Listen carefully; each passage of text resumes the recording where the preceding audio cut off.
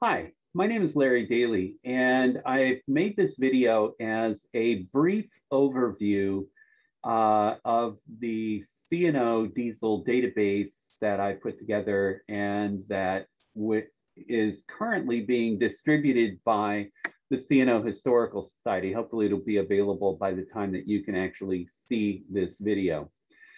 So in order to use the database, you need a copy of Microsoft Access.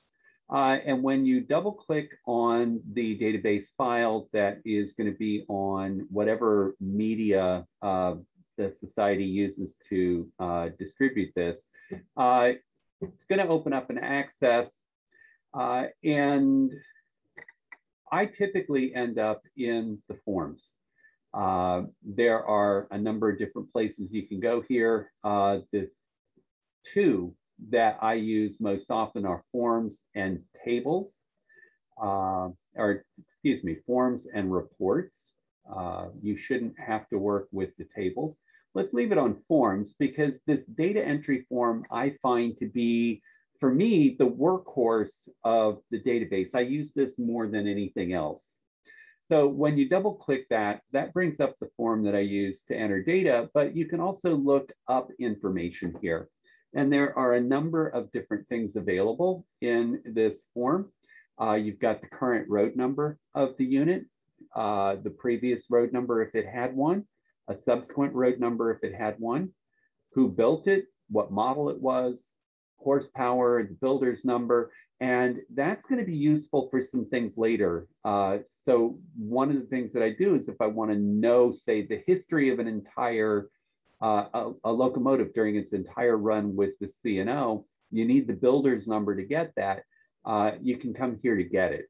The month built, year built, and there is a discussion of dates in the PDF manual that comes along with the database file.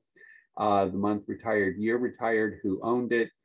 There's a field for the horns. If you click the drop-down box, you get more information than would display here. So the type of horn used on the NW5 was unknown. We don't know what kind of horn it was. And if there's additional information about the horn, that would be here. What happened to the unit when it was retired or changed from its current number.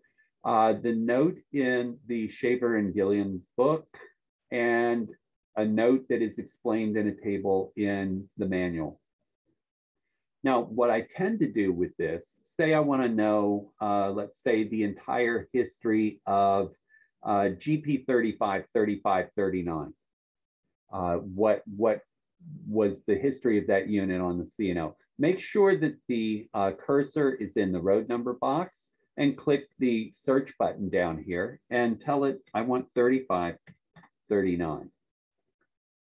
Click find next, and that brings me to this box here. And we can see that the builder's number is 29129. I'm gonna note that because we'll need to use that later. We can see that that unit had a Leslie S3L horn and all that other information. What ended up happening in June of '87, it was transferred to CSX and renumbered CSX 4379. Okay, so that is kind of what you can do with this data entry form. Let's go now to reports. And to try to make this easy for people to use, I generated a number, or I set up a number of reports that might be useful. This very first one generates a roster as of June of 1970. That one was pretty much for me and was why I wanted to create the database in the first place, because I modeled June of 1970 and I wanted to know what locomotives C&O had, which ones they didn't have, so that I wasn't going out and buying things like those beautiful F7 units that were out a few years ago from Stewart, or I think Walters had some recently. Turns out all the F7s were off the C&O by 1970, and it's really nice to be able to go in and look very quickly and say, okay, do I really need that? this generic C&O roster will prompt you for a date and then will generate a roster as of that date. So let's take a look at how that one works.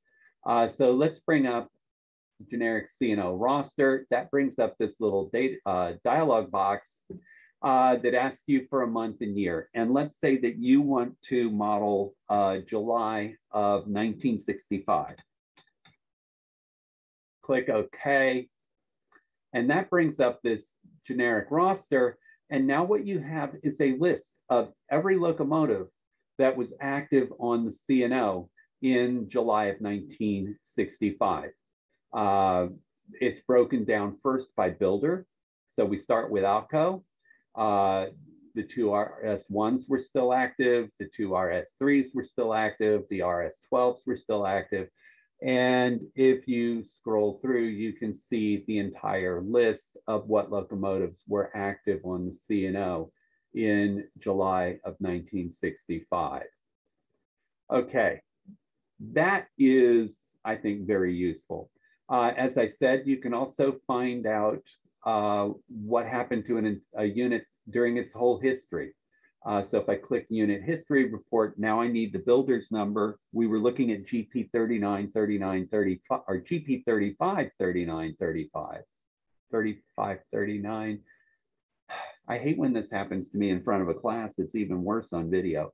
Okay, 29129 was the builder's number. Click that.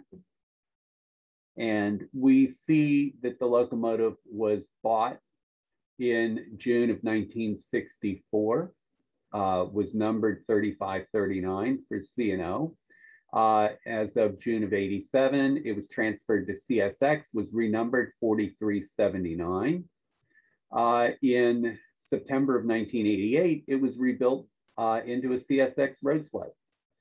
And as of 1999, when I first put this database together, it was that road slug was still active on CSX.